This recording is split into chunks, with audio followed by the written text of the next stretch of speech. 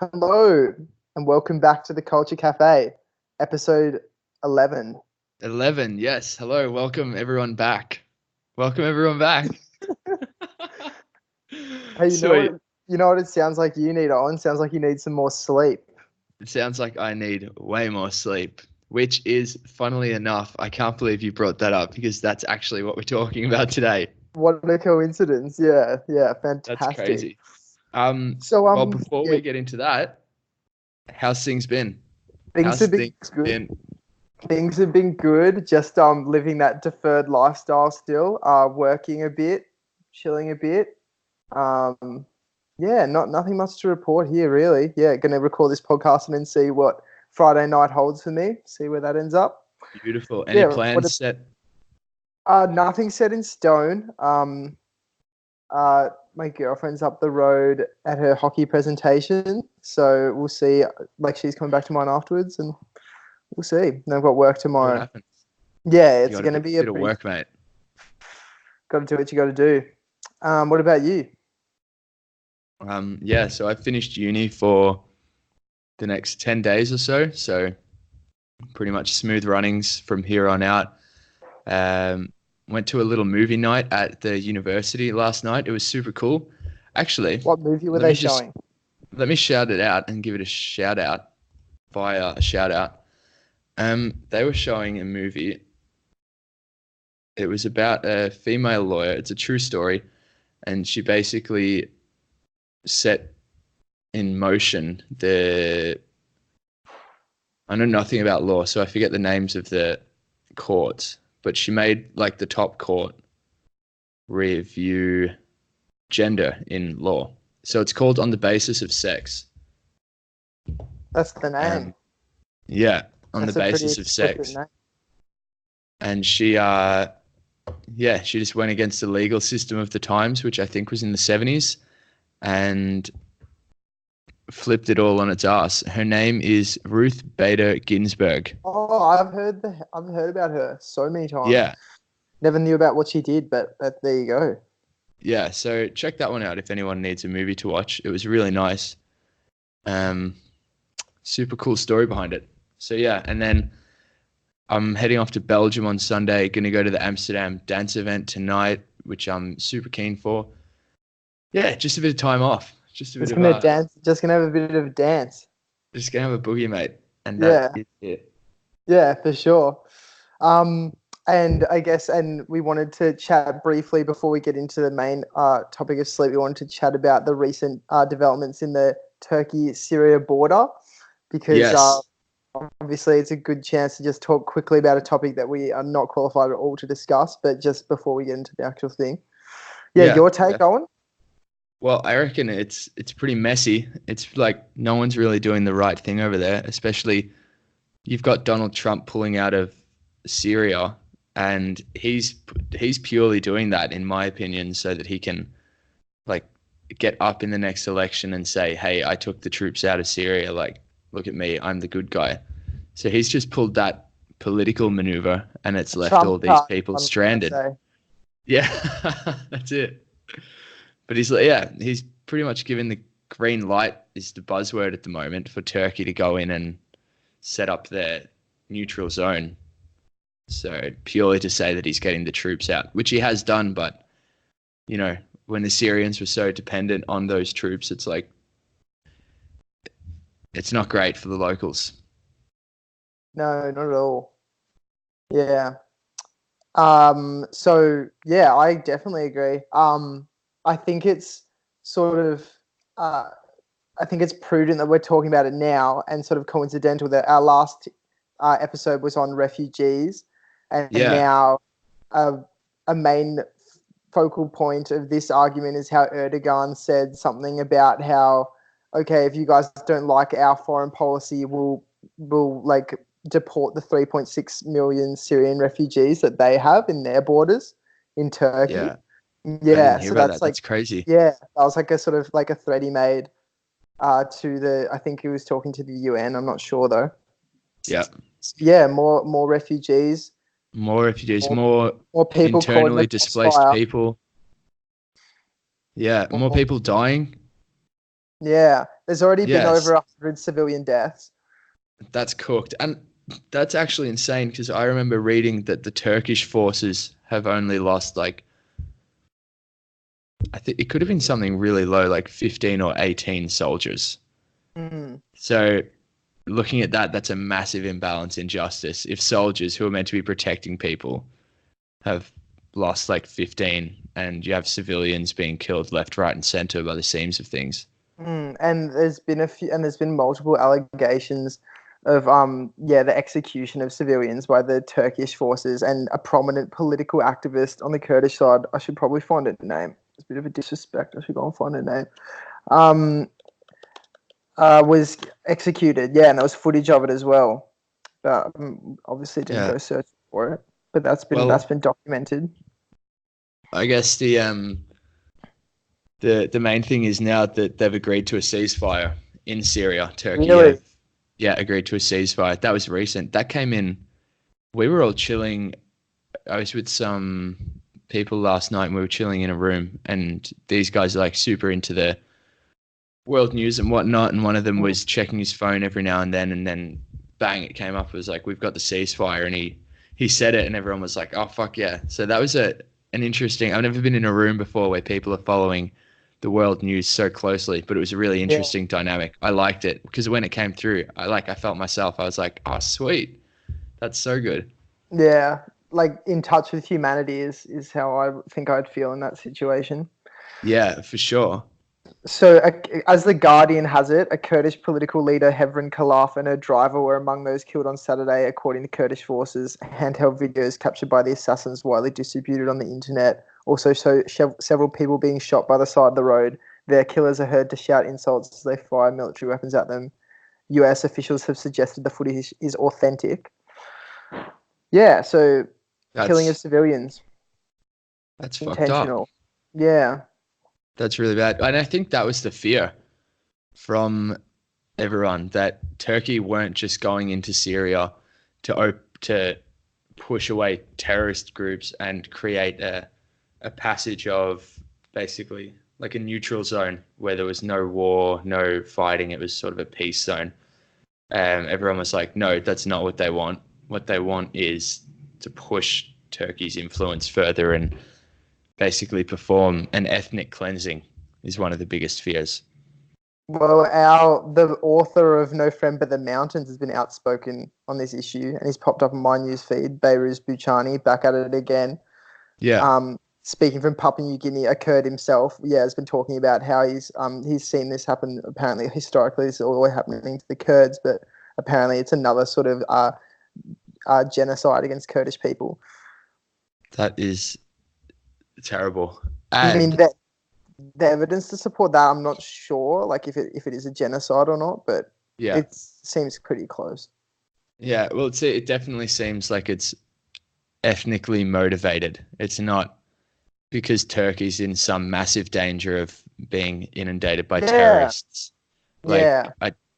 I mean, like you said at the start, we're not overly educated on it, but from what I've been reading and what I know, I don't think Turkey's in any danger of the Kurds taking over their cities and killing their civilians. Yeah, again, I'm not too educated on it, but it does seem like it's a very ethnic motivated attack, ethnically It does, motivated doesn't attack. it? Yeah.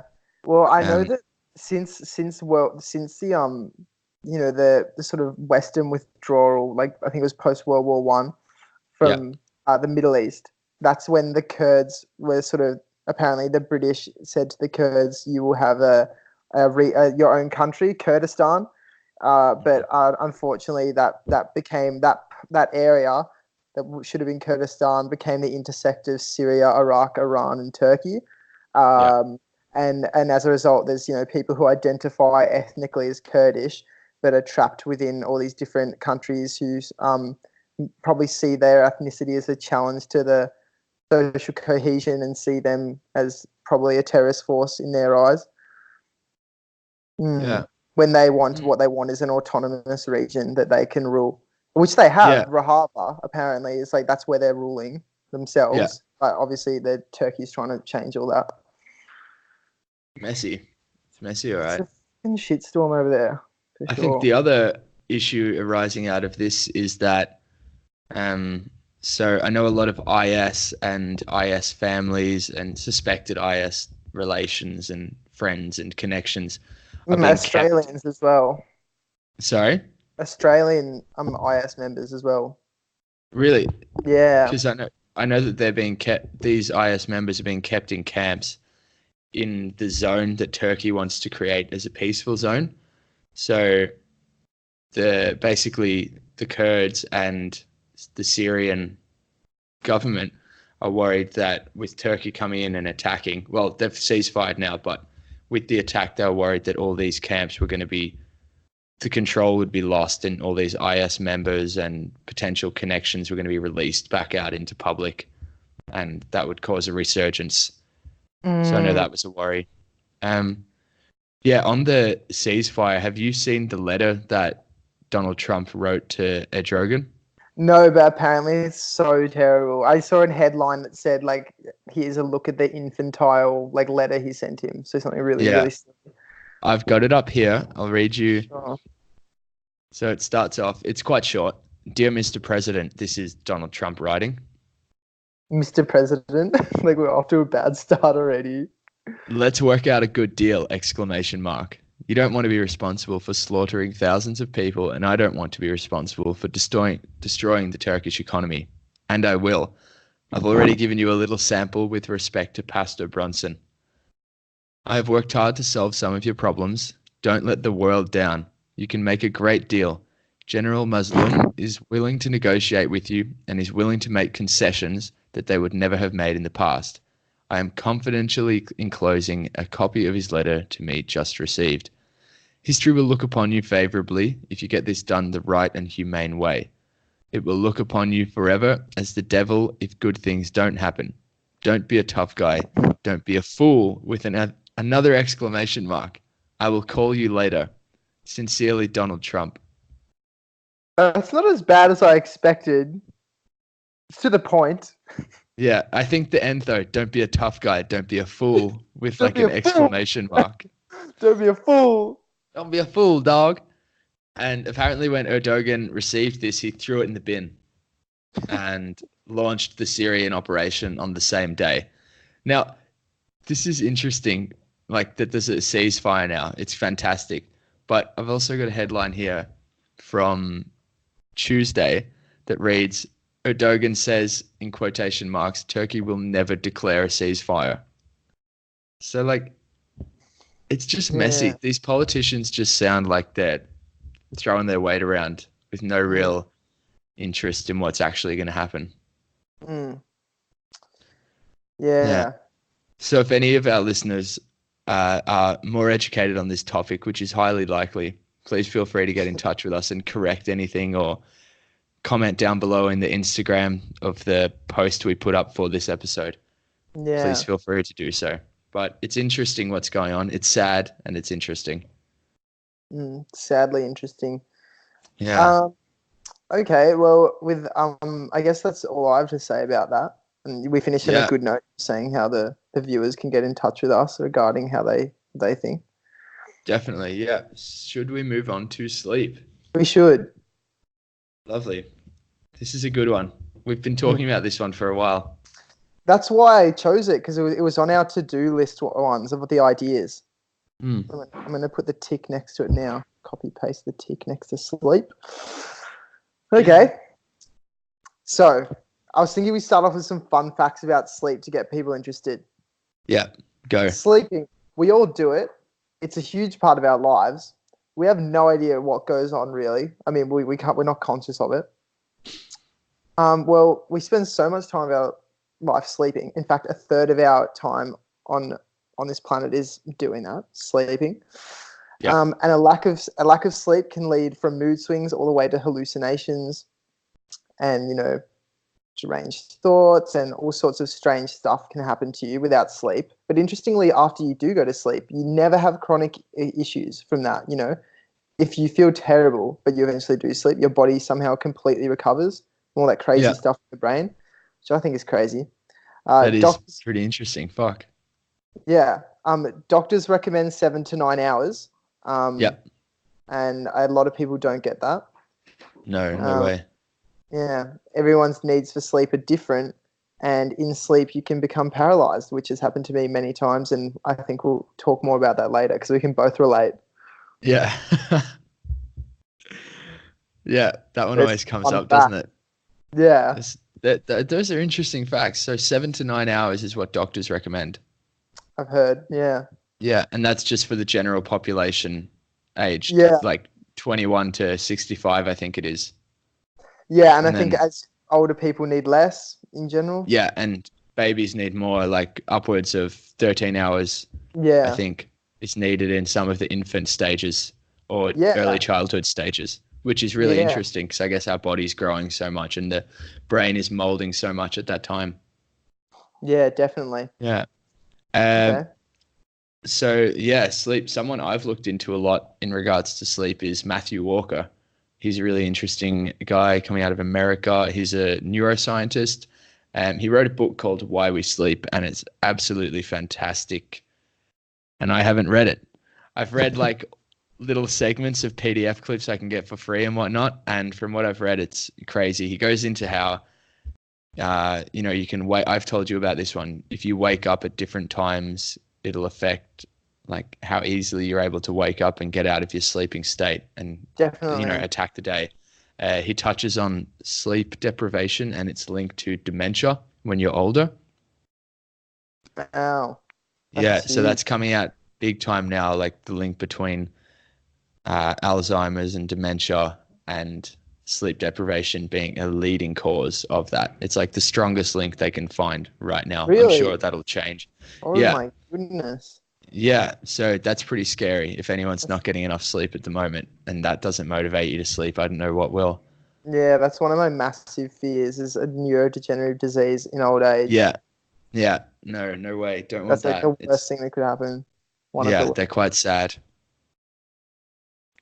Um, so yeah, sleep, that's basically what I've been looking into. And I also had a look at, I find it really interesting, um, sleep and alcohol and substances. Like Yeah. a lot of people will smoke a joint before bed or have a drink before bed to help them get to sleep, when in Mm, fact that's actually not creating a good night's sleep at all. But I guess we can get into that. yeah. Uh, should we basically run through the cycles? Do you want to run through the cycles and give a quick rundown on some Sure, yeah. terms and what sleep is? Okay. So as far as I understand, I'm no neuroscientist, but Psych 34 taught me a few things. Yeah, I Um, feel this. so sleep, I guess, obviously, is a change in our conscious state. We become, generally, mostly all but unconscious. And we go through a few different stages in that process. Starting at stage one, our brain waves start to go from like the ones that we'd expect in wakefulness into alpha waves, or like from full alpha waves towards like the theta waves, I think. And then Yeah. as we move down, and that's the lighter stage, stage one. And then stages two, three, four, you go further and further into theta, towards the theta waves, which are very slow. And there's lower, electrical activity in your brain. And that's when you're getting a very relaxing sort of sleep that's good for your muscular regeneration, as far as I understand. So Yeah. that's when your body, when your muscles and stuff will repair. You'll probably work on your hormone levels, your human growth hormone, protein, and all that stuff, repairing your muscles. And Yeah, then the protein after, synthesis and yeah, and then after that stage four, I think that's when you come up to REM. And do you want to take us through REM, Owen? so REM's the rapid eye movement. Again, going off my 3-4 knowledge and what notes we've accumulated It's for a this lot of episode. knowledge. It's It actually a was fair bit. 3-4 psych was mint. Yeah, I Mm, loved it. Such a good talk about sleep. Anyway, back to yeah. REM. Um, it's the time in which we are most likely to dream, and scientists also believe that this is the period of mental restoration. So you're talking about how the body has physical restoration and undergoes all those processes. Human growth hormone is increased, and where the body's repairing what's happened that day. Um, you need REM sleep in order to get those same effects, but for your mental health. So your mental restoration, I guess that's also why it's so important that younger children whose brains are so malleable get that extra sleep and extra REM sleep when they're young, so that they Yeah, can hit that. They're not just getting up to stage 4 and then waking up. They're getting into the REM sleep. They're getting the full mental restoration. So yeah, this definitely. occurs And around every. on that, babies apparently get around about 50% of their sleep is REM compared to ours, which is at max 25%. So they have almost twice the Right. amount of REM Yeah. So the body obviously needs it, and through human evolution, that's really interesting that because they're learning babies so much. have like evolved, yeah, to have that REM sleep, because obviously it's so important that their brains, they're learning a new language, like they need that REM sleep so that so that their brain can actually repair itself and create those neural links. Strong That's links, really yeah, interesting. Yeah. And also, if we're only getting 25%, we best be making the most of that 25%. definitely. Yeah. Anyway, so REM sleep occurs around every 90 minutes. Now, the reason it's REM, rapid eye movement, is because your eyes move around quickly behind your eyelids and your brainwaves look similar to those of someone who is awake, which is another interesting point. Like, you've got people in REM and their brain activity is the same as that or similar to that of someone who is awake. So there's obviously a lot going on during that period. Yeah, and that's the time that you're most likely to have dreams, which is sort of like as sort of real life as you get while you're asleep. Yeah, and your breathing, heart rate, and blood pressure rise to near waking levels. That's really interesting. I didn't know that. Yeah, So cool. yeah, that's super cool. And yeah, as you said, it's when you're most likely to dream. Your arms and legs become temporarily paralyzed during this stage in order to prevent you from physically acting out your dreams.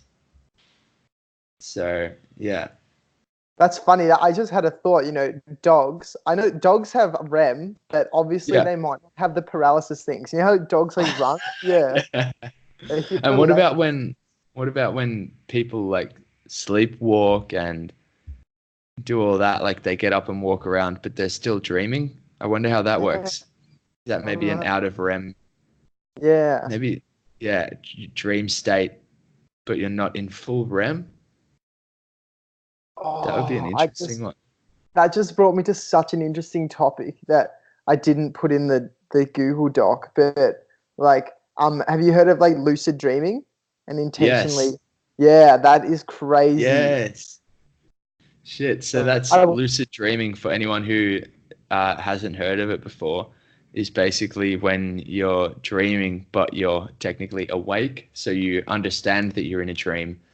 And due to the fact that you're in a dream, you can apparently do whatever you want. So you can fly, you can do everything, run as fast as Usain Bolt. I don't know what you want to do in your dreams. That's up to you. That's private. Um, everyone knows what everyone's doing their dreams. yeah, man, run as fast as Usain Bolt. Yeah, What? that's the Um, first thing I'll do. yeah, Um, of course. That, but there's techniques that you can use. I've heard to train yourself into recognizing that you're in a dream. Yeah, So things like apparently it's like throughout the day, your waking day, you look at your hands or you write a number on your hand and like yeah, take notice of like this is real life. These are my hands. This is what they look like. And it, yeah, like if you've written something on them, that's like a cue for you. And then apparently, when you're in a dream, you're more likely to want. You should try and check your hands, like in the dream, and if you see that they're like different or not normal, you look for cues in the dream to make you yeah. realize that it's not reality. Yeah, I've also heard that if you try and look at a mirror whilst you're in a dream, it won't Oh, be a perfect reflection of yourself, and then you'll know. And if you look at a watch, it won't tell you the right time because your brain doesn't know what time it is. So true. that'll be interesting. But then So the trick crazy. is to, once you realize you're not in a dream, the trick is then to go, okay, like stay calm, don't wake up, you're in a Yeah, dream, which I think that's when most people will wake up. that's the Um, hard part. yeah, but yeah, lucid dreaming is really interesting because there's a lot of people out there who say that it actually doesn't exist, that you can't be awake during a dream. and a lot of people say they've experienced it. So that would be interesting if anyone has experienced a lucid dream to get in touch with us, because Yeah. super interesting topic. I wonder I what that would be like. And did like you run as fast as Usain Bolt? Yeah, that's really interesting because I'm almost certain it's so hard because you know how dreams you often don't remember them, like you know they've happened but you don't remember them so well. Like I think I've had a few very short lucid dreams, Yeah, but not long enough where I'm like, oh, I can actually really do whatever I want. What am I going to do? I sort of yeah, just realize, start doing some stuff, and then like wake up quite shortly afterwards. yeah. Mm. Interesting. Yeah, Mm. that could be a whole other Oh, episode. Lucid that could be dreaming. a challenge. That could be a challenge. We tried to lucid dream for a month and see if we get anywhere. I reckon we should make that a challenge. All right, let's consider that one. That one could be on the Yeah, cards for sure. yeah, Come on. definitely. I see you putting that note in there now. Nice. Yeah, I'm about to do it. Real time shit. Um, thank you, Monique Kerr. So, So, yeah, on Matthew Walker, he puts sleep. He has a really interesting phrase. So he basically says that sleep is the Swiss Army knife. Hmm? It's a Swiss Army knife of health. So it's a tool with so many benefits, and you can get so much out of it, and it can fix so many things. I guess is what he's getting at with that phrase. I reckon it's fantastic because I do agree. Like sleep is so important across the board, whether you're an athlete, whether you're studying for exams, if you're stressed out, anxious, experiencing any other mental health issues. I know that sleep is recommended to make sure you're getting enough sleep. Um, yeah, like basically everything comes back to, or the first step for recovery is make sure you're sleeping enough, mm. And like, which is and really, yeah, and I've heard reports. It's a pretty well quoted rumor that LeBron James sleeps for 12 hours a day. Have you heard that one? fuck, I Apparently. have not heard that one. So if it works for him, then I guess it's probably a good thing to give it a shot. Sleeping, maybe not that much. It Yeah, sounds like I was gonna oversleep for say, I most think people. that's definitely oversleeping. And I know I was reading before that oversleeping is like there's no benefit once you go past 9 hours, Mm, unless you are sleep deprived and you need that, which he obviously doesn't if he's getting 12 hours a night. There's no benefit of getting over 9 hours. In fact, it can actually be the opposite and sort of wreak havoc on your day. I know whenever I oversleep, I'm like super groggy and my it's memory worse is than really bad. undersleeping. So much worse than undersleeping. Yeah, I agree. I agree. Definitely in the short term. I'm not sure about the long term, just with all the long term links to undersleeping and uh, Yeah, neurodegenerative diseases. scary shit. That is Um, scary. so do we want to talk about how sleep is going in our lives personally for some anecdotes? Yeah, that would be a good one. I'm happy to start. Sure. So I've gone through like periods of good and bad sleep.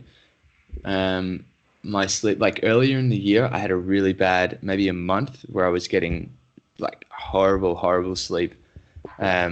I remember one specific night I got like 3 hours roughly, and that was just so shit. Purely because I couldn't fall asleep. But that was during a point when I was definitely experiencing some anxiety. So that was the link there. Figured that one out. Once I got on top of that, my sleep was like remarkably better.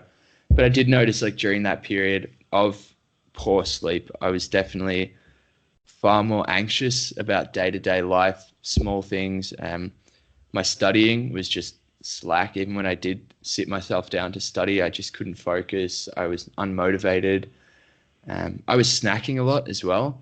So my health went way down. Like I had no self control or willpower to eat healthy. Mm, And I definitely wasn't exercising as much as I should have been. And even when I did go and exercise, I was just like, oh, what a drag. I can't be bothered being here. So it mm. just impacted absolutely everything. And my recovery from exercise, I noticed my muscles were a lot sore during that period of time. Yeah, I remember writing it all down in this book I keep, but it was just like during that month, just everything was just subpar. Absolutely everything across the board. My mood was really shit.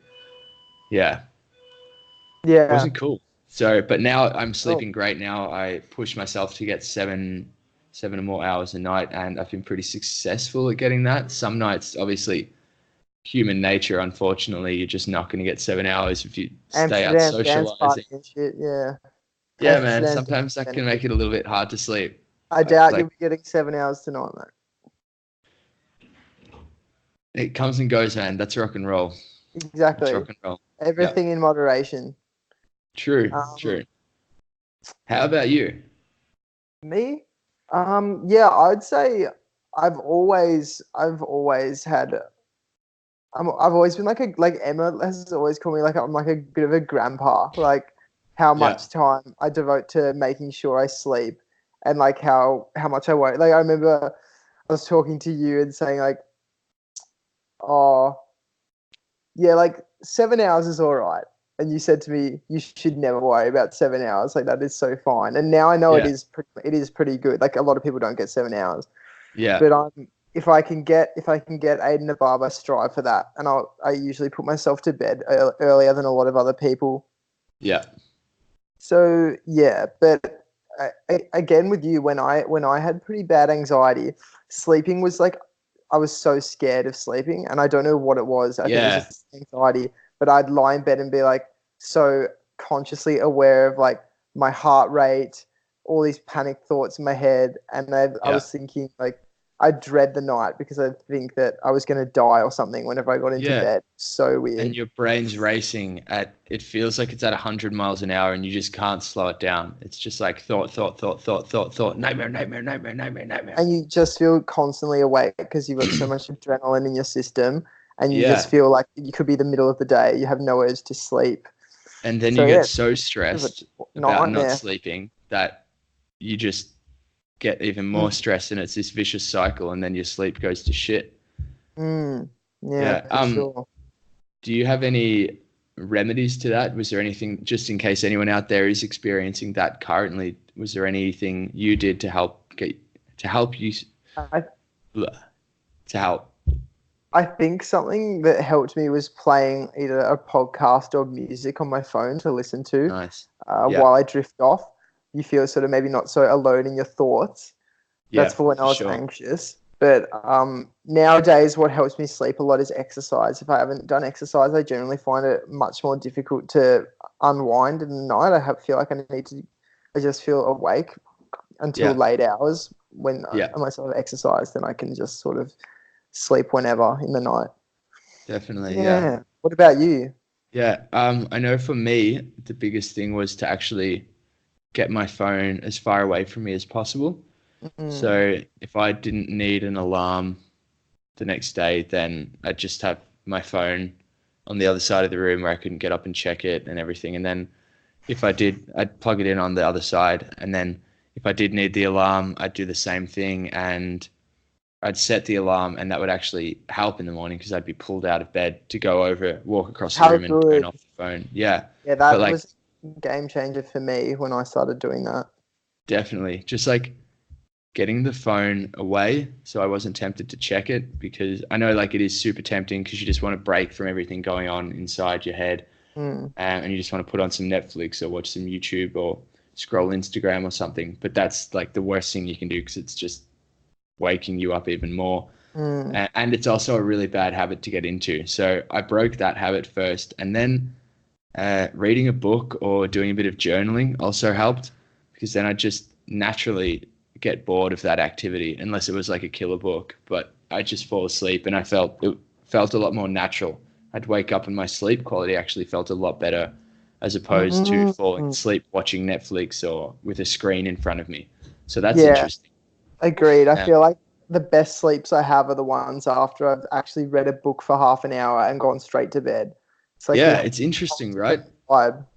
Yeah, I think definitely sleep quality is as important as quantity. So like, and to get that good sleep quality for me anyway, it's like cutting off the electronics before I go to bed. I know some people are like, you shouldn't have any screen activity an hour before bed, but For Yeah, it's a me, bit I extreme. probably just won't get to that because I know it probably is for the best, but yeah, Yeah, I that's just, a bit extreme. Well, not uh, extreme, but it's just unrealistic for most people. yeah, if you're working late or any of Mm. that. But I guess that's the problem with society at the moment. The fact that we can't do that and the fact that that seems so extreme to us is one of the issues as to Yeah, why people's sleep is so shit across the world right now. yeah. I imagine before mobile phones, people were getting a lot better sleep than they are now, and I would say Netflix, so. online, Yeah, and internet. for sure. Yeah, because it's just so easy to sit there and be connected with everyone. And when you go the whole day and it only takes a matter of 30 seconds to be in contact with someone across the world or a Mm. friend and just have that human connection through the phone, I get why going to bed at night can feel so lonely because you're cutting yourself off from that connection. And it's almost the first time all day that you're actually alone to your thoughts without that online connection to everyone else Yeah, who's in your life. So you're almost cutting yourself off. And maybe that's why the brain becomes so awake because it finally does have that time to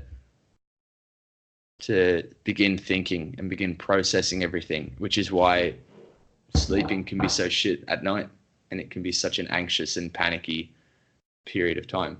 yeah, yeah. Especially when you're dealing with anxious thoughts, it's the last thing you want to do is just go and sit by yourself. Yeah, for sure. Yeah. Well, those are, I guess, our relationships with sleep. It seems like we're both Yeah. moving in a good direction, that's for sure. Yeah, definitely, which is Um, good. Um, so I was go on. I was maybe going to bring in a little bit of chatter on uh, drugs and alcohol and sleep. Yeah, definitely. Well, Yeah. one thing that springs to mind is apparently that when you sleep after you've drunk alcohol, you have less REM sleep. Yeah, which if we go back to our intro, REM sleep is where your brain's regenerating, it's restoring itself, it's piecing itself together. Yeah, just in Mm, case anyone had forgotten. yeah. So obviously, it's not ideal to sleep while you're drunk, Yeah, definitely. Or I which think is that why goes which is into, why we never do it. Which is why no yeah, one does it. obviously, after drinking, we don't sleep. We just stay awake because if Mm, you're not going to get that REM sleep, why are you sleeping? yeah, Uh, sleep is for so, the like, weak. basically, there's a really cool little clip of Matthew Walker talking on YouTube about alcohol and drugs and sleep. And I did a quick summary of it, so I'll go into that now. Basically, both marijuana and alcohol, not too much is known about other substances, but it is thought that they have the same effect. But basically, uh, they block REM sleep. So you're not dreaming, you're not getting that mental restoration. And what your brain does is it builds up a count of how much dream sleep you've missed out on. So, you know, Ah, that's why I'm sure everyone's experienced this before, but when you say you have a bender over the weekend or you go to a festival and you're taking substances for that whole weekend, drinking, no dose tablets for caffeine to help you stay awake, um, all that crazy stuff. Basically, you get home on the Tuesday or the Monday, and that first sleep or that second sleep, the second day after being back in society after your festival experience, back in the your matrix. dreams are fucking wild. Like, just shit is happening, and they're scary dreams, they're weird, they're super vivid. That's basically because over that Scary whole dreams, weekend, yeah. your brain's been counting, like, okay, man, you owe me 3 hours of REM sleep that you didn't get over the weekend. Like, you got to pay up. The rent is due. So your brain hits you with that REM sleep, just comes in, it goes bang, knock, knock. Here's some dreams. And that's why it's so vivid when you get back to sober sleeping, I guess we could nickname it. Um, so yeah, that's really interesting how you have this REM sleep rebound effect, is what Dr. Walker refers to it as. So you get your normal dream sleep, and then your brain adds back in all the lost dream sleep, which leads to vivid, intense, weird, scary nightmare dreams. Uh, the festival dreams, I guess, I or can the relate. scaries. Yeah, Yeah, as a that's lot of definitely people happened call to it. me before. Yeah, same. I mean, I reckon a lot of our viewers are probably familiar with this experience. Um, so this also happens if you've ever. It happens on a smaller scale. Say you go out for the night and you have a few drinks, not too many. You know, you go to bed and within the first 3 hours of sleeping, your body uh, processes all the alcohol. So then, towards the end of your sleep in the morning, you have all these dreams that your brain missed out on during the first 2 or 3 Yeah, cycles of REM sleep. So when you wake up and you're like, "Holy shit! I feel like I had a dream. Like I just woke up from a dream." If you've ever experienced that on a night out, we've been out drinking. Um, that's likely due to the fact that you didn't dream during the first half of your sleep, so your brain's made up for that by injecting all those dreams into the latter sets of yeah. REM cycles, And then you wake which is up at really around interesting. 5, 6, 7 a.m. like straight from a dream. Yeah, yeah. That's, And you're just like, whoa, what's going on? Um, yeah, so don't drink and sleep don't or drink and sleep. do Don't anything drink and else. drive. Don't drink and sleep. Don't drink and operate motor Heavy vehicles. machinery. Usually driving, yeah, heavy machinery. Don't sleep while you're Most driving. importantly, don't sleep. Yeah, don't Yeah, what don't have power naps if you've been no. drinking. Yeah, don't do that shit. Yeah, Yeah, so, so many people out there are smoking a joint or having a nightcap before bed just to help them sleep. And while that does put you to sleep, that doesn't increase your sleep quality. In fact, it actually does the opposite, as we were saying just before, and decreases it massively. So you're not getting, if you're having a glass of wine or a joint every night before you go to sleep, your brain's missing out on these REM cycles consistently. So as a result of that, your brain, especially if you're a young adult, or I'm not going to say a child because it's unlikely a child's are having nightcaps before bed. But if you're a young adult, especially when our brains are still changing and developing, it's so important that you get that REM sleep. And you're not getting it if you're having a nightcap or a joint. I'm going around in circles here, but basically, it's just not healthy. So, in an alternative to a nightcap or another Yeah. means of relaxation, what are some methods that you think help you get to sleep nowadays? Ooh, good call. I actually enjoy like a little bit I don't do this one all the time because I am a pretty lazy person, but I'll sort of meditate for 5-10 minutes before getting into bed. Like just sit down, try to clear my mind. I'm not very good at meditating, so that's also why I don't do it often. But sometimes I can find it to be really nice and really helpful just to relax and push away some of the thoughts of the day before jumping into bed. Other than that, like we said before, reading is awesome. Doing a little bit of journaling is also really nice. Mm, Um, they're probably my best ones for sleeping. A podcast is also cool as well, but I don't want to become dependent on podcasts to help me sleep. So I sort of try and avoid that. yeah, How about yourself? sure. Podcasts for sure. Yeah. Meditation is an interesting one. I've only tried meditating in the morning, uh, Yeah. but I've heard meditating before bed can be good to relax you, to get you in that good relaxed mind state. Yeah. I've been recently burning a candle and getting that warm light is so Yeah. good. It makes me That's so interesting. chill. Just burn a Yeah. candle in your room with the lights off like half an hour. Well, that's what Yeah. I've been doing, and it's just so relaxing. That's Yeah, so I do awesome. that. Also burn some incense sometimes. Yeah. Nice, Yeah. nice smells. Maybe practice some yoga. I do my Hare Krishnas. Yeah, No, of course. Yeah. but And do you yeah, no, face and north? Do you stretching. face north when you do all this? I don't know. I don't know. Whatever way you're supposed to face, that's the way I face. Yeah, yeah, And, yeah. I thought so. I thought but so. but yoga would probably be a really good idea as well. Stretching and stuff. That'd be Yeah, really nice and relaxing. that would be super Um, nice. Yeah. and I guess and also for, like the posture that I sleep in is really important. Like I find it really hard to sleep with a pillow, so I sleep with no pillow, just That's sleep interesting. flat. Yeah. I don't know anyone else It's, who does it, apart from my mum actually. yeah. Maybe it runs in the family. Yeah, it's Yeah. genetics. I was programmed. Genetics, bro. Got Yeah, crazy genetics. I sleep usually with no pillow and then a pillow under my knees. It makes your Yeah. back really straight. It's It's really good for your back. Right. Yeah. Yeah, That's posture. That's an interesting one because I know I shift around like 100 times before I can get to sleep a lot of the time. Like I'll just move around and be like, shit, this is not comfortable. I don't know if that's because I'm in a new bed and I'm not used to my one at home. Oh, I'm not used to this one here because I'm so used to my one at home and I'm still getting used to that. And or maybe it's just a shit bed.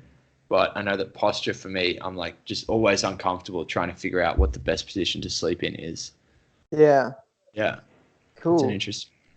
Another interesting thing for me is I've noticed whenever I sleep close to the floor, so if I'm having sleeping in a tent or sleeping like on a mattress on the ground, I sleep so much better. I love being like on the Yeah, ground. And I remember in yeah, Japan, in a lot of the rooms, you sleep in the tatami rooms, and it's like they just have futons. The yeah. futons like originally Japanese, just like mattresses, really flat ones on the ground. So nice for Yeah, me. oh, I actually have my mattress. I got rid of my bed frame, so I use it as a That's my dream. I've been yeah, wanting to I do use it that. to hang my clothes up because I was too cheap to buy a clothes horse. So I use my bed frame as a makeshift clothes horse, and then my mattress is like on the ground. And I've really been enjoying it. You wake up and Do you it's want to just give like us a tour? Do you want to give us a you're on the tour? ground. My room's pretty messy right now, so I'm not going to do Okay. that. But maybe that could be an Next week. Instagram upload at some Yeah. stage for the fans of Culture Cafe. A little room tour. That's my dream is a mattress on the floor. It's just it's such a vibe. It's like Yeah, young vibe. I love it. just messy and unorganized.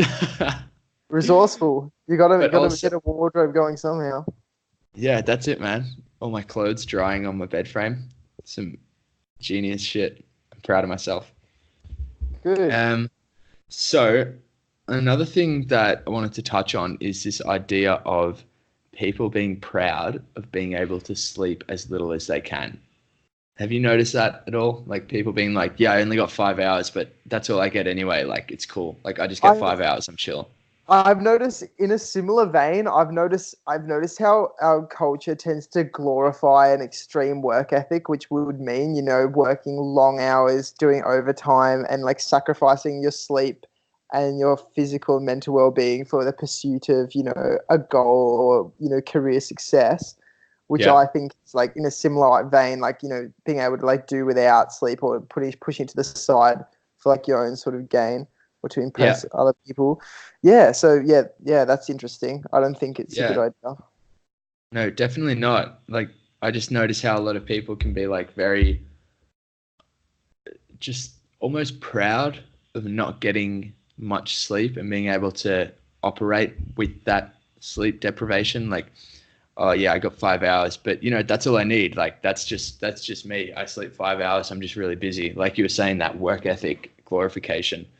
Um, Mm. not to say good work ethic is wrong, but it can be overdone for sure. So I just wanted to touch on how people who do this and are showing off this like ability to sleep less are actually like it's not true. You need 7 to 9 hours of sleep, and not getting that 7 to 9 hours, as we've spoken about, has so many just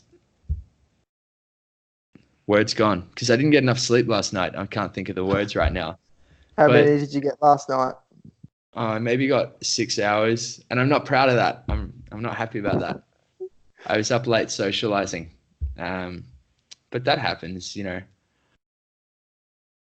Just no, I being that's okay. That's social. okay. It's Yeah, everything in moderation. Tonight, maybe you try and get on it. You won't be getting 9 tonight, but one day, one day. Um, we'll get there. Yeah, so like this lack of sleep, especially in males, it can impact your testosterone and decrease that. So, and for you know, people who are working out, going to the gym, apparently sleeping is really important for, as you said, protein synthesis and growth hormone. It's the only time yeah, your body secretes growth hormone, so it's yeah. really important to sleep a lot. I also got another thing on sleep. So if you're working out a lot and you're really into your fitness, maybe you're trying to lose weight, the body becomes really stingy with giving up body fat when you're sleep deprived. It just, for some Mm. reason, I'm not sure why, but it wants to hang on to that. So if you're dieting every day, you're counting your calories, you're going for your runs, your cardio, you're lifting heavy, doing all those things right in order to lose weight, but you're not sleeping enough, then your body's going to get rid of the lean muscle mass before it gets rid of the fat to a certain extent. And I guess in general, it slows your metabolism down. Yeah, exactly. Yeah. So, Yeah. One of the most important things, if you are in that state trying to lose weight or even trying to gain weight, you need that sleep. You need that protein synthesis. You want to make sure your body's prioritizing getting rid of the fat rather than getting rid of your lean muscle mass. Because if you're losing weight and you're just losing muscle and holding onto the fat, you're probably not going to end up looking the way you envisioned yourself looking after losing all that weight. Gonna look like a skinny legend, skinny fat. Yeah, skinny fat. The best body type. It is one of the greatest body types. It's the apex. Like it's like you got like the mesomorph, ectomorph, and then you got the skinny fat up there. Yeah. Everyone's trying to get there. No one knows how. Sleep deprivation is how. I bet you there's someone out there as well who's like sleep deprivation is the way to go. Like it's like what you need to do. There's remember did I talk to you about like the Uberman sleep schedule? So No. I did talk about that. It's like, oh, it's just disgusting. I'll go and Google it, but it's basically like you sleep in the 20-minute, like 6 or so 20-minute blocks throughout the day. So you sleep for like 2 hours the whole day. Yuck. Apparently that's a thing. It's like a legit thing. And after all the things we've just talked about, it makes me sick just thinking about it. Yuck. Uberman sleep cycle. Instead of a monophasic schedule where you sleep once a day, the Uberman approach is a polyphasic one where you take 6 20-minute naps over the course of a 24-hour day. The naps are spread out every 4 hours, 2 a.m., 6 a.m., 10, 2, 6, 10. No. It's not okay. Albert Einstein is said to have slept punctually for 10 hours each night. There you go. That worked out well for his old noodle. His noodle did some pretty important things. He's had some pretty big influences on science and math, I guess. So another interesting thing that came to mind. So there's monophasic sleep, which is what we do. So we have one sleep phase in the day, our 7 to 9 hours. But apparently, historically, it was very commonplace in the medieval ages that people would have biphasic sleep, and there'd be like 4 hours firstly around or so, but then people would get up in the middle of the night to stoke the fire and refill the firewood in houses, because otherwise you'd be like cold in the mornings. So apparently that's a common practice back in the day, biphasic sleep. Yeah. Maybe that could be a challenge. We try biphasic sleep for a week. Because you could squeeze in a few hours of like work like in the middle of the morning, which would be so cool. Yeah. That would be a tough challenge, I guess. Like that's a big one. We'd have to commit to that because it could go to shit. Something to keep in mind. Yeah. So just going back to that drugs and alcohol and that connection with sleep, a really vicious cycle that you can end up in, just going off these notes here. So if you're feeling anxious and you decide, okay, I'm going to smoke a joint before I go to bed, you smoke the joint, you get to sleep really quickly, but you don't get any REM sleep. Your body, basically, they've connected this to higher anxiety. So a lack of REM sleep means higher anxiety, higher depression, more stress. More smoking or drinking. And more so to combat that, you then smoke more. So then you continually get less and less sleep, which increases the amount of anxiety and stress you're experiencing. So that's why I think it's such a vicious cycle. And it's similar to going on your phone because you can't sleep. You're just making it worse and worse and worse. So you need your phone more and more and more.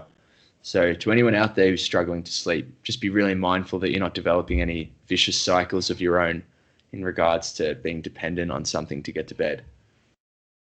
Yeah, I think everyone could do with, having a time to sit and reflect and think, how do I behave around bedtime? What do I do? Sure. I think it does tell you a lot about, what your mental state's like, I think. 100%. Yeah. Okay.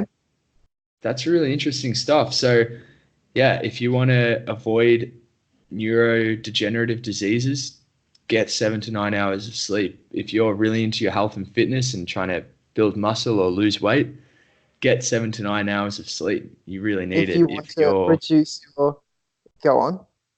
I think we're about to say the same thing. You go.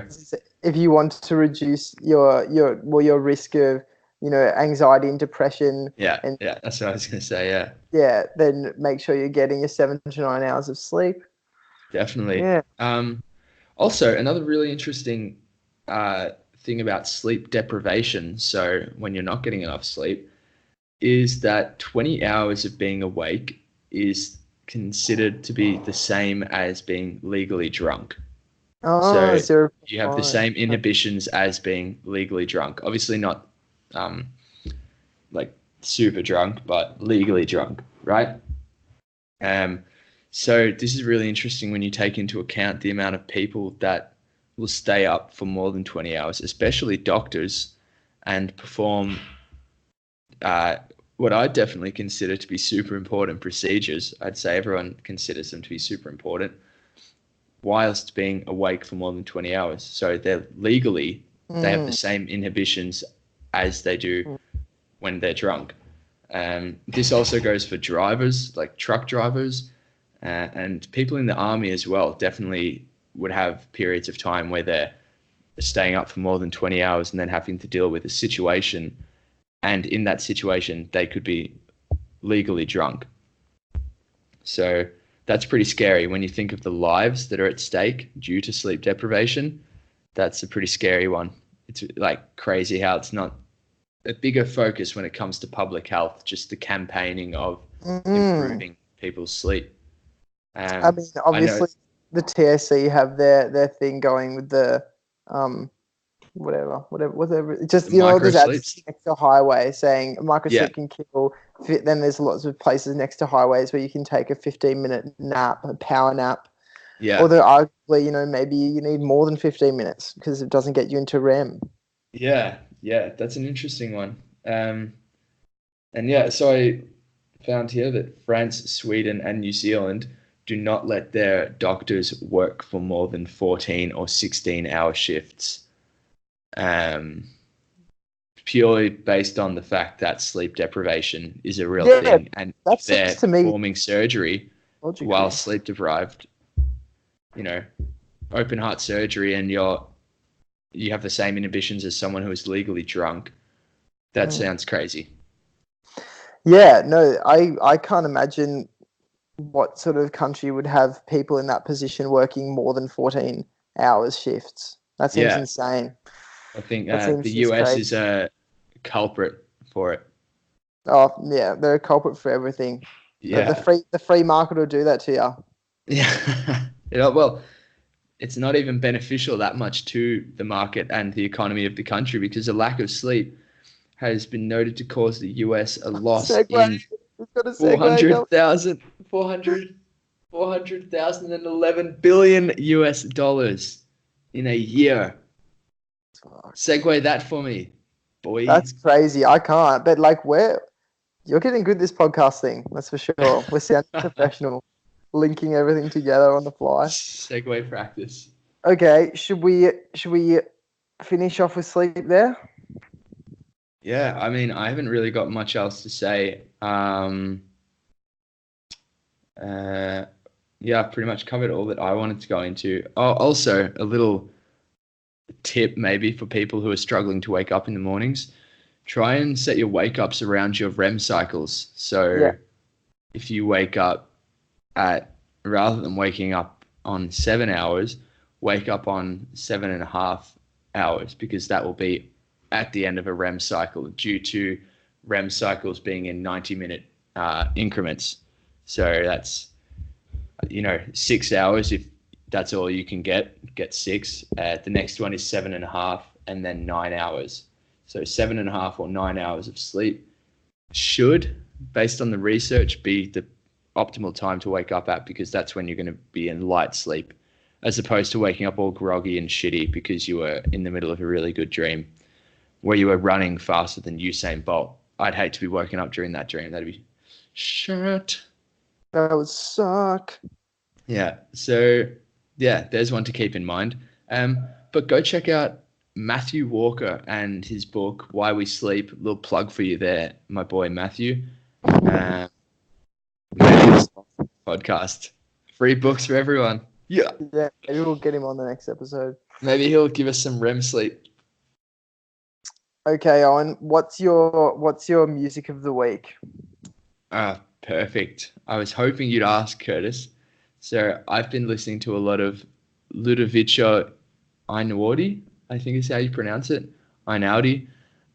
Basically, he's a classical composer. He does a lot of piano-based music, and I think it's used a lot of the times in soundtracks for movies. Yeah. But it's just super calming and also very emotional. Classical music. I really enjoy just putting it on whenever I'm cooking or doing anything like that. It's a nice little calming scene that I like to create. So I've been enjoying that a lot, and it's also cool whenever you're just reflecting or anything. Really gets the thoughts going. Cool. What have you been listening to? So yesterday I was spending a lot of time listening to my boy Cadet X, Nice. Northgate based rapper. Yeah. Bringing it back to the old school. Got such good lyrics on his new album, Where You Been, on Spotify, on all platforms. Cadet X raps with your mate Raul Spielrein. Yeah, Raul. I was about to say I went to school with the guy who raps with Cadet X now, Raul Spielrein. Yeah. Yeah, part of the 9 to 5 collective. Yep, new album, Where You Been. Check it out. Fuck yeah. What's our peeve? Man. Peeve of the week. What's my peeve of the week? We need music for. I reckon we should actually make music for the segments. Yeah, we should. We should jingle definitely at least. A little jingle, and we can sing it. Mm. Okay, so my peeve's a very specific one. You'll be able to relate to this for those who are listening. If you have ever been to a gym and you wanted to use the squat rack for a compound exercise, which you can basically only do in the squat rack because it has all the bars and the little catches where you can rest the bar or you can let the bar drop if you go to failure or anything. So there's a safety proponent involved in using this squat rack. You go to use it and someone's standing in it doing bicep curls. Oh. I don't like that. I don't like that because stupid. That's stupid. One, because bicep curls aren't a functional exercise. It's purely aesthetic. So you're not bettering yourself as an athlete. So first of all, there's your issue. But the second one is you can do... Oh, Siri's talking to me. Shut up, Siri.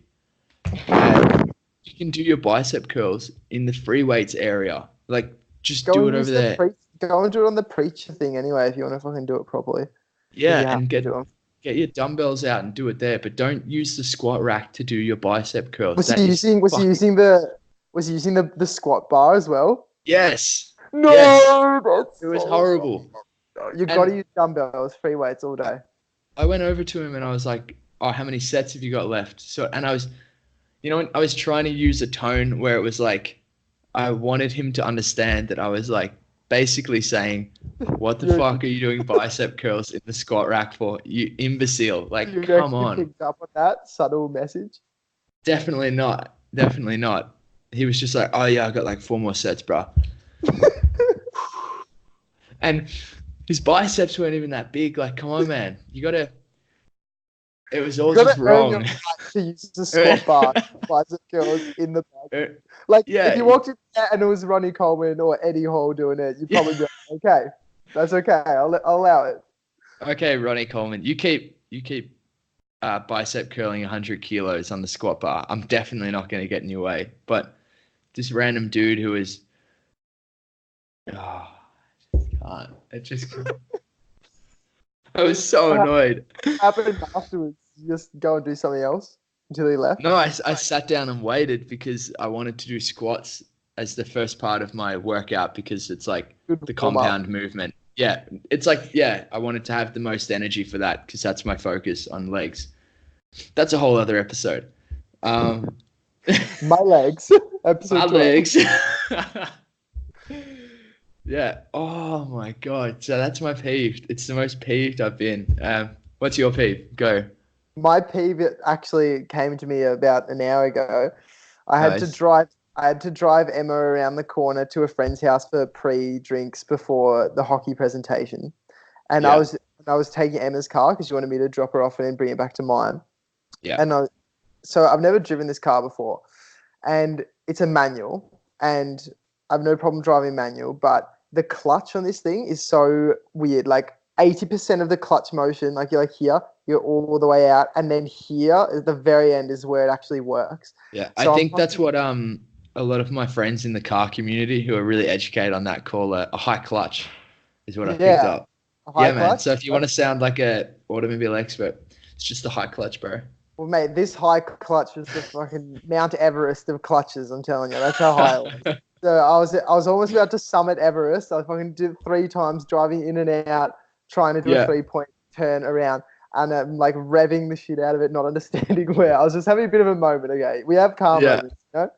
Yeah. I was Yeah. having a bit of a moment, and this turns out this sedan's been waiting for me a little bit on my left side, out the front of my house, and just as I'm finishing the turn, they beat me, and I'm like, "What the fuck are you doing? What? That is so rude." What a wanker. I took like 10 seconds to do it. And then I just like beat them back like a long ass one. Like because I was already feeling insecure about me not having no Yeah. clue. I was feeling So like shit. insecure. I was like, I'm an idiot. But no, but after that it was fine. But that was my Did you flip peeve. the bird? Do you give That him was like a no, but I should have. No, I just did a burnout and left them in my dust. yeah. But Yeah. that was You my showed him how peeve. Like big your dick is. exactly, I flopped it out. That was my peeve. It's like so rude. Just be a little bit more patient and considerate. Like Yeah.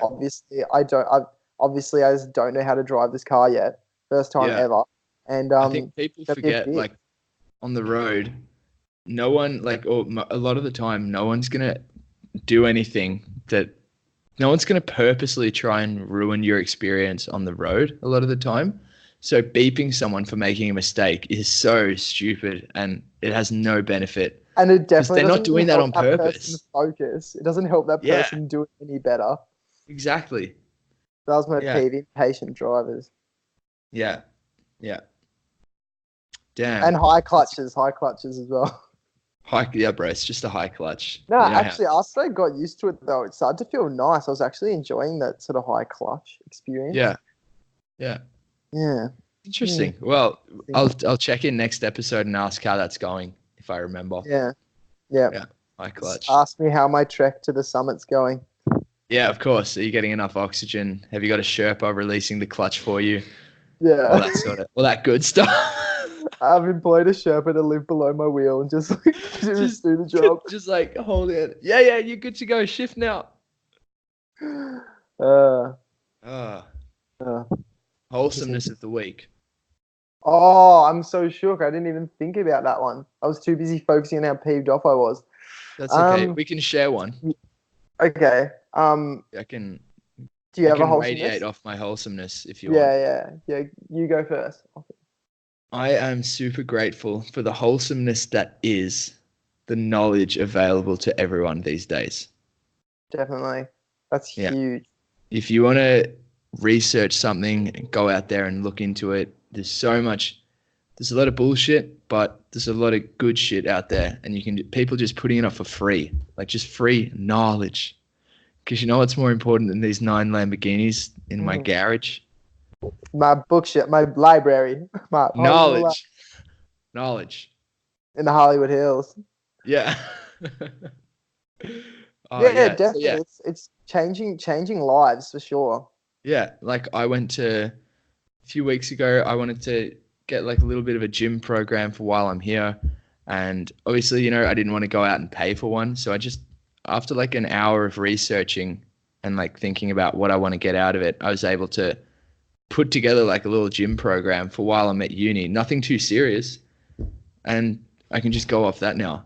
And it was all out there for me to find just and research. And I was like, damn, you couldn't have done that 50 years ago. It wouldn't have been that accessible. For sure, not at all. And especially what springs to mind is like the free online courses available in so many disciplines now that allow Yeah, people who can't afford institutional education to, especially with like computing and programming, it's yeah, helping so many people get like skilled jobs in areas that a lot of them probably couldn't afford to in the past. 100%. It's sick. Yeah, Yeah, my knowledge. my wholesomeness actually is I've been reminded of it. Actually, we had book club this week and we were talking about the book, which obviously is No Friend But the Mountains, and Yeah. just comparing the experiences of refugees and reading that book had me reflect on, like, I'm just grateful in general for like the country that we live in and the ridiculous blessing that we've had in the lottery of life, to be Oh, born for in the sure. second most livable city in the world, Yeah, formerly the first most. So yeah, we won't just talk about that. that's yeah. Are you gonna go over to Vienna while you're there? I should. I should. See how the first most livable city rolls. Well, mate, in my mind, Melbourne's still Uh, number one. Mate, in my mind, Epping's number one, baby, all day. Yeah, we're. Yeah. Sorry if Um, that was really loud. yeah, Carried away. carried Yeah, away. that's good wholesomeness. That's good. And I think everyone should do that. They should reflect on how blessed we are and the opportunities that we have available to us. Mm, Stick. Yeah. definitely, yeah, Yeah. for sure. Because I feel like the more time we spend being grateful for what we have, the less we're like, shit, I need to get more money. I need to buy more material. When you think about how much we already have, Yeah. how wealthy we already are. 100%. Yeah. So true. God, look at us. Look at this podcast. It's just become so wholesome. I know, I love it. It's so good. If anyone's a viewer, just take a minute to reflect on the fact that this podcast is in your life. I think That's it's important that that's people something. reflect on that. Be grateful. No matter what you're going through, you got that Koji Cafe. You're grateful. And obviously, we're super grateful to all the viewers. Bang, look at that segue. Just I know. What? How are you doing this? You're on fire. I'm, I'm so grateful Fasted? for the You segue fast right talents I've now? picked up. What? You right now? You must be. You just, I'm fasted. I've had my sleep. I haven't, but I have. Nah. you've had a Yeah, bit. super grateful to everyone who's still listening and still listening. So- I'm super grateful to everyone who gets around it and sends their messages of support. It really does, like, no sarcasm. It means so much. It's so nice. You know what my music of the week is, actually? Fuck that other guy. It's music to my ears when people get around the podcast and give some love and some support. That Is is that my for music Spotify? that's the music of my life. They're doing a new album, yeah? People Yeah, get around yeah. the podcast and listen to what we say. Whatever. Yeah, it's called Wholesome Support, and they're coming out. They're dropping it. Yeah, so thanks, guys. Like, means a lot. This Definitely, smile yeah. right here, it's genuine. It's for you guys. Yeah, definitely. Thanks to all the listeners out there. Yeah, and with that, uh, I'm happy to wrap this one up. It's been a long one. Yeah, 1 hour Oh shit! 13. That's our second longest, I think. Nice. Okay, well, enjoy, everyone. Um, signing out. Thanks for listening. We'll see you again on the next episode, and we're super excited to tackle some more interesting topics with you all. Please do get in touch with us and share with your friends. We're trying to build it up at the moment, so we'd really appreciate if you just recommend the podcast to one person, who hasn't already heard of us. Well said, Owen. See you guys. All right.